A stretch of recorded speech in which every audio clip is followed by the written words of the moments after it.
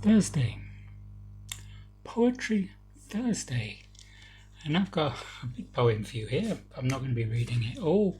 This is Shota Rustaveli, The Knight in the Panther Skin. In Georgian, Vepkhistkaosani, it's the epic poem, the national poem of Georgia. And this version is translated by Lyn Coffin, an American, and she won the Saba Prize for her translation. This was originally written in the 12th century by Shota Rustaveli during the reign of Tamar Mepe. In English we'd say Queen Tamar, but the Georgians would say King Tamar. King because she ruled under her own right, and Mepe is a king because other Georgian Mepes were kings, were male. Dedopali is the word for queen, but that is just the wife of the king. It's about Tamar Mepe. The Georgians call her King Tamar. This poem, 1,656 verses of it, covers 350 pages. It's often compared to the Iliad or Dante's Divine Comedy. I suppose in English the equivalents would be something like the Canterbury Tales, or maybe Sir Gawain and the Green Knight. There's a lot about chivalrous behaviour in here.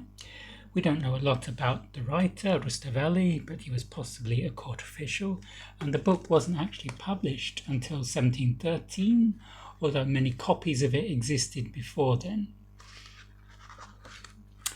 The plot, it's a fictionalized version of Arabia and India, but there is a Georgian knight in it, Avtandil.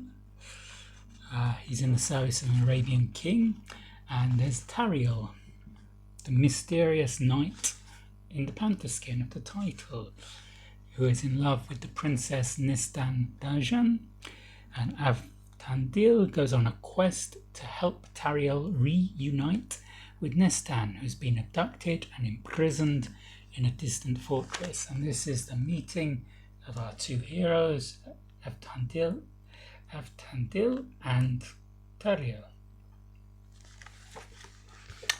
I'm not going to read all of it. I'm just going to read maybe the first 5 verses from the prologue to give you an idea. The poem was written in quatrain, or in shairi, which is like a 16-syllable quatrain, and Lyn Coffin has tried to keep that with the English translation, which is quite an achievement. I'll read the first 5 verses of the prologue. He who created heaven and earth out of his power and might, inspired every earthly being with his Holy Spirit bright, then reigning over the colourful earth, became our human right, and in our rulers' faces we could see his image in plain sight. O Lord, the maker of every form, I beg you to save me now. Give me sufficient strength so I may set foot on Satan's brow.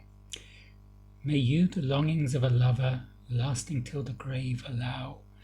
Dissolve the sins I'm carrying thence, and make my body bow. The lance and shield and sword adorn our ruler, lion of our lair. Behold the son of our King Tamar, bright of face and dark of hair. I do not know how I shall hymn her praises. Do I dare to dare? Pleasing gifts should be offered in joy from all who have seen her there. By shedding tears of blood we praise our King, and I'll say at the start, I think myself far from the least of those who've played a praising part. A lake of ebony I used as ink, my reed was like a dart.